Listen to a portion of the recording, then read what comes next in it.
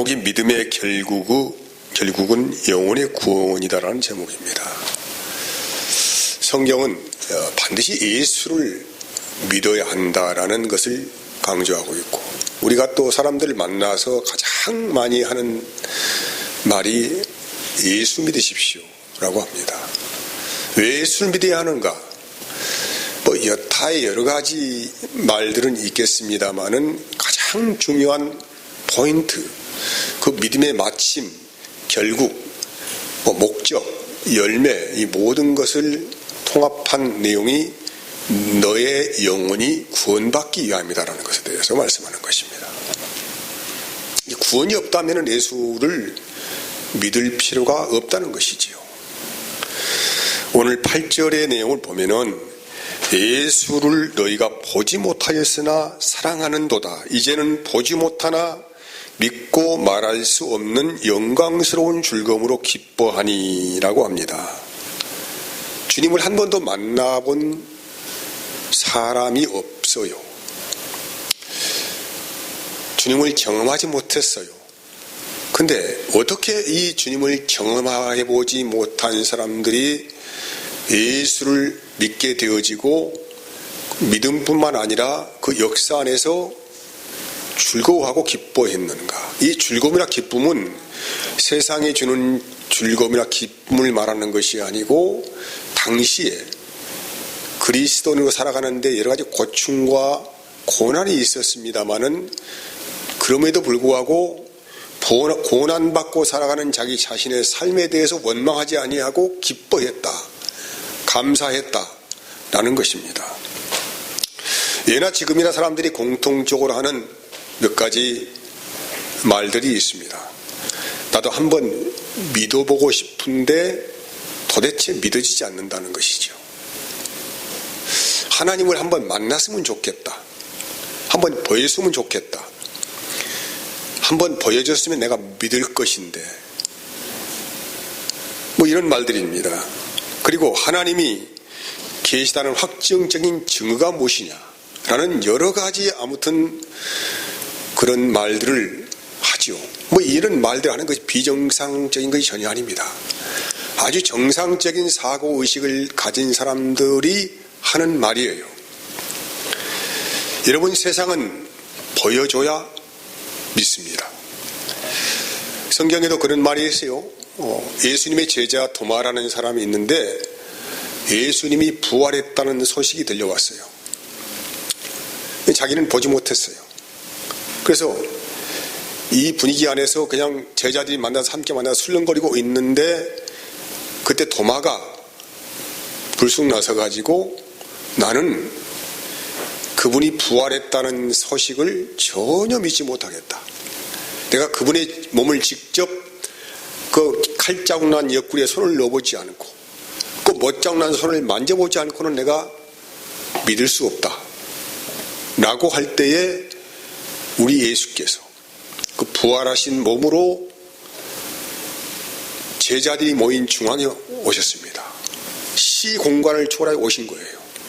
오셔가지고 도마를 향하여서 한번 만져보아라 라고 하실 때 도마가 깜짝 놀라가지고 그는 드디어 거기서 주님을 인정을 합니다.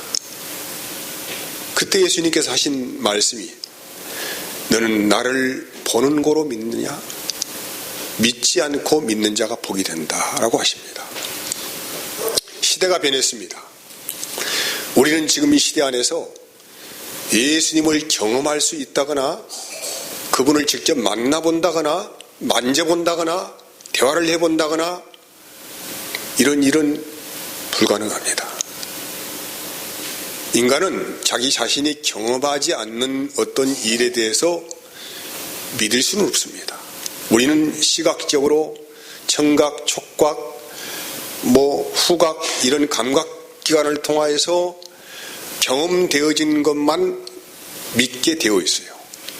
우리는 꿈을 꾸더라도 내가 경험하지 않는 세상에 대해서는 꿈을 꿀 수가 없습니다. 이같이 사람은 반드시 그렇게 경험되어져야만이 믿게 되어 있다는 거예요. 그런데 이제 우리는 그렇게 주님을 만나볼 수가 없고 우리가 유일하게 어떤 자료를 통하여서 그러한 일이 있었다는 것을 알 수 있는 자료가 있는데 그게 성경입니다. 성경은 그 시대에 일어났던 일들이 구전되어 온 것이나 또한 어떤 사람이 하나님을 경험했다거나 또 이런 것들이 수집되고 편집되어져 만들어진 경전입니다. 근데 여기에 또 우리가 의심할 수 있습니다. 그러면은 그 일들이 기록되고 수집되어져 된 것들이 이것이 하나도 오류가 없느냐? 사람이 한 것인데 어떻게 오류가 없다라고 그렇게 말할 수 있느냐? 라고 우리는 정상적인 의심을, 아주 합리적인 의심을 할 수가 있습니다. 그리고 그 시대 역사 안에서 어떤 이데올로기에 편승해서 또 어떤 공동체가 생존하기 위해서 과장되고 중화된 사실이 거기에 가미된 것은 아니냐. 나는 아주 지극히 정상적인 질문을 하는데 이런 질문들이 나쁜 질문이 아니에요. 이건 인간의 이성을 가지고 있는 사람이라면 누구든지 한번 그렇게 사실적인 의심을 해볼 필요가 있다는 것입니다. 그런데 중요한 것은 성경이 무엇을 강조하느냐가 굉장히 중요합니다. 무엇을 강조하느냐, 무엇을 그 중심부에 놓고 우리에게 다가오고 있느냐, 이걸 우리는 생각해 보아야 합니다. 성경의 전체 역사는 역사적인 기술이나 사실이나 편집되어지고 이런 여러 가지의 자료들이 있을 수 있습니다만은 가장 중요한 흐름의 맥이 있습니다. 그 흐름의 맥이 뭐냐면 성령의 역사예요. 성령의 역사. 성령은 말 그대로 거룩한 영이에요. 거룩한 영이란 말은 세상과 구별되어진 영이다 이 말이죠. 세상은 사람들이 만들어낸 여러 가지의 신이 있고 또 귀신도 있고 악령도 있습니다. 근데 이런 신들과는 구별되어진 유일하신 참신이 계시다. 그분이 바로 성령이시라고 하는 것이에요. 성령. 세상과 구별되어진 신이다 이 말이죠. 성령이다. 그래서 성경은 성령께서 어떻게 인간 역사를 이끌어 오셨고 어떻게 개입하셨고 지금 어떻게 역사하고 계시는가에 대해서 그것을 드러내고 있습니다. 인간이 하는 일이 오류가 있다고 하더라도 성경은 그래서 그 말을 하지 못하도록 성령의 감동으로 기록되었다. 이런 말을 들을 수가 있습니다. 성령의 감동으로. 여러분, 우리가 오늘 주님을 어떻게 고백하게 되었느냐라고 하는 것은 내가 이론적으로 성경을 알아서 어떤 대목 이해가 가서 내가 믿으려고 했기 때문에 내가 공부를 많이 해서 이런 이유를 말하려고 하는 것이 아니고 성령이 우리의 심령을 만져주시고 감동을 시켜주시어서 나에게 신앙 고백을 하게 하신 것이라는 것입니다. 이것은 어떤 이론도 가히 어떻게 추적할 수 없는, 간섭할 수 없는 명백한 증거입니다. 왜? 여기에 설교하고 있는 저도 그와 동일한 체험 안에서 성령의 역사와 성령의 능력 안에서 내가 주님을 고백했다는 거예요. 저만 그런 것입니까? 아닙니다. 대부분의 그리스도인들은 성의 역사심 안에서 이론적으로 만나본 주님이 아니고 그분이 우리의 마음을 터치해 주셨습니다. 그래서 나에게 불을 지펴주신 거예요. 그래서 나도 모르게 마음에 감동이 일어나고 은혜가 밀려 들어와서 정말로 주님은 살아계십니다라고 고백할 수 있어요. 만약에 성령의 역사를 제외하고 이론을 가지고 팽팽하게 그렇게 서로가 공격하고 변증하고 이런 과정을 거친다고 하면은 너무 복잡합니다. 얼마나 지금 똑똑한 사람들이 많습니까? 얼마나 많은 사람들이 공부를 하였습니까? 얼마나 많은 지식인들이 있습니까? 그래서 이 모든 지식을 터부시하는 것이 아니고, 우리는 물론 그런 모든 과정이 필요합니다만은, 그럼에도 불구하고 우리의 마음에 감동을 주시고 은혜를 부어주시고 우리의 마음을 터치해 주시는 성령님의 은혜의 역사가 있기 때문에 오늘 저와 여러분들이 예수를 믿게 되었다는 것을 말씀하는 것입니다. 이렇게 은혜를 주셨기 때문에 나도 모르게 주님을 사랑하고 그분의 은혜 아니면 살 수 없다라고 고백을 하게 되는 거예요. 그래서 요한계시록 2장에 보면은 에베소 교회에 칭찬도 하지만 책망하는 내용이 나옵니다. 그 책망의 내용이 뭐냐면 너희가 처음 사랑을 버렸다는 거예요. 다시 말하면 처음 사랑은 어떤 사랑입니까? 순수함을 말씀하고 있습니다. 뭘 알고 뭘 설명할 수 있고 그런 게 아니에요. 내가 알고 설명할 수 있고 어떻게 하는 일은 없다 할지라도 나도 모를 주님을 사랑하는 마음이 나의 심령 안에서 떠나지 않는 것입니다. 그래서 내가 어떤 음침한 골짜기를 다닌다고 할지라도 그 사망이 나를 지배하지 못한다는 고백이 나오게 된다는 것이지요. 그래서 요한계시록 2장은 네가 처음 사랑해서 떨어졌다고 한다면 어디에서 떨어졌는지를 잘 생각해보고 살펴보고 다시 회개하라 라고 하는 것입니다. 그리하지 아니하면은 촛대를 옮겨버리겠다. 촛대라고 하는 것은 그 당시 교회를 상징하고 있잖아요. 그러니까 너를 교회로 여기지 않겠다. 다시 말하면은 너는 하나님의 자녀가 아니다. 너는 구원이 없다. 이런 말이었죠. 인간의 마음은 한결같지가 않습니다. 늘 요동을 치는 바다물결 같습니다. 우리가 하루를 살아가면서도 수많은 정보와 정보들이 꼬리에 꼬리를 물고 홍수처럼 밀려들어오고 그와 더불어 수많은 생각과 생각들이 꼬리에 꼬리를 물고 또 왕래하고 있습니다.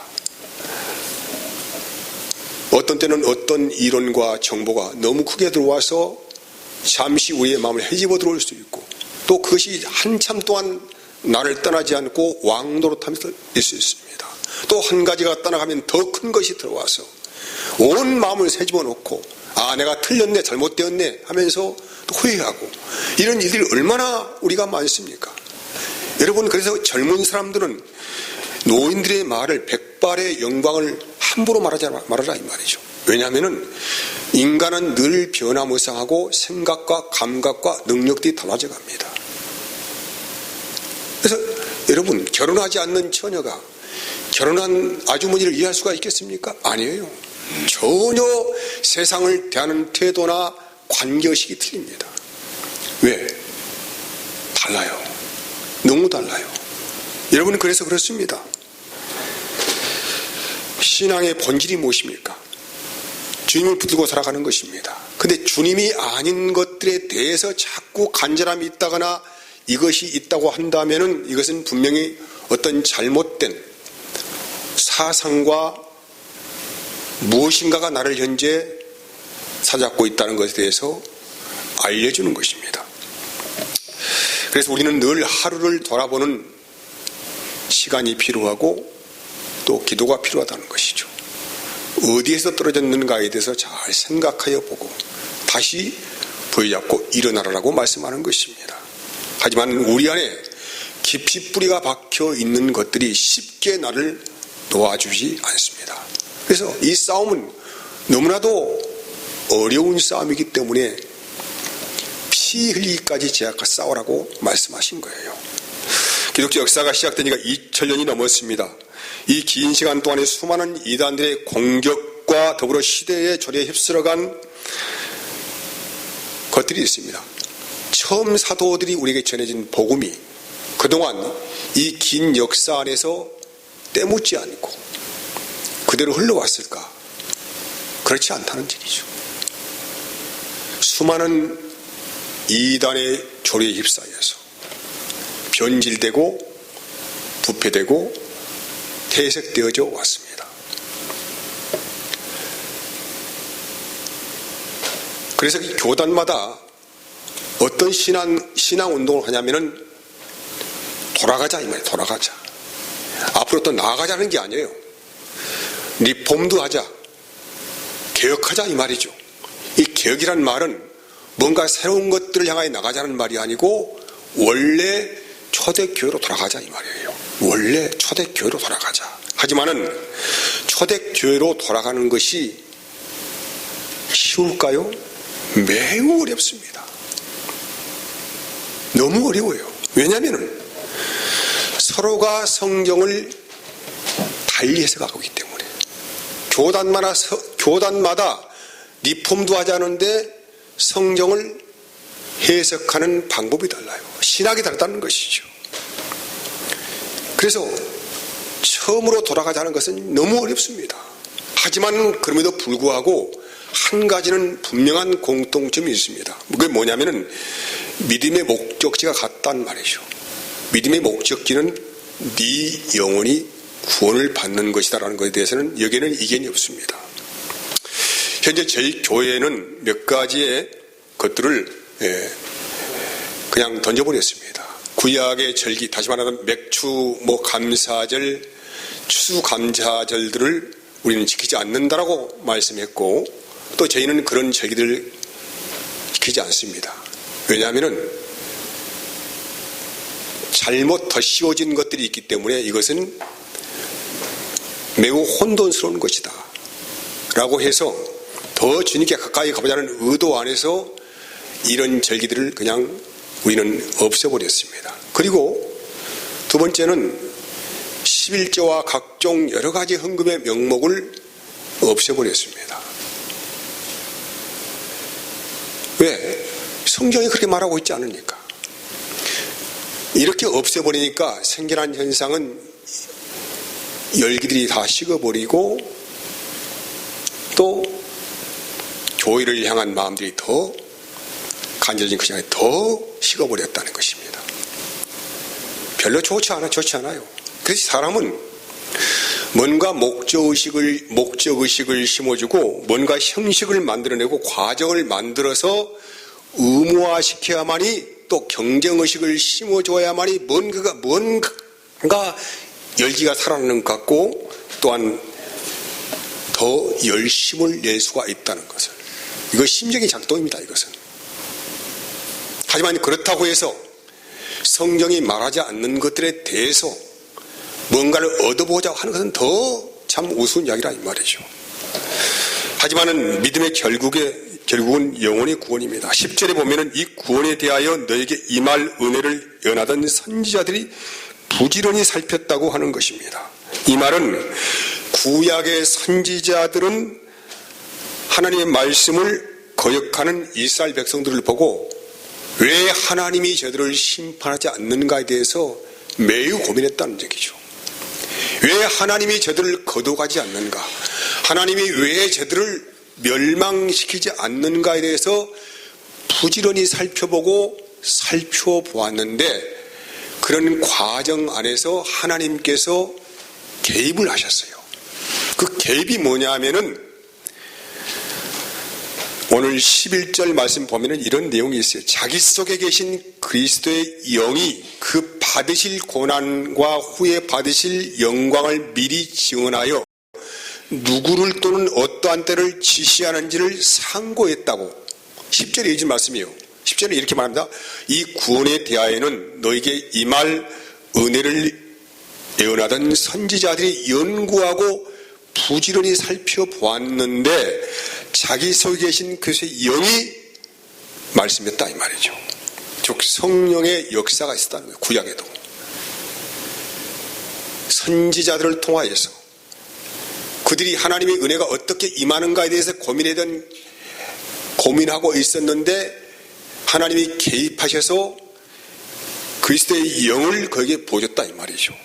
그래서 마태복음 22장은 이렇게 말합니다. 41절부터 36절까지 바리새인들이 모였을 때에 예수께서 그들에게 물으시되 너희는 그리스도에 대하여 어떻게 생각하느냐? 네 자손이냐? 대답하되 다윗의 자손이니이다.